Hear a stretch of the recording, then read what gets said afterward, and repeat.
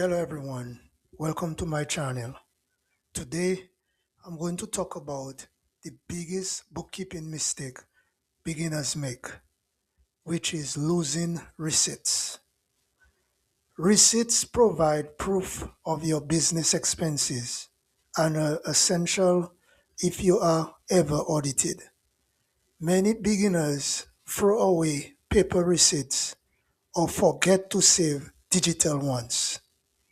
A better approach is to scan or photograph every receipt and store it digitally.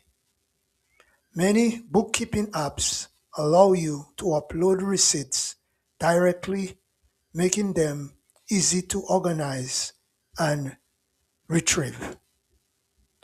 Thanks for watching this video and do not forget to subscribe to my channel.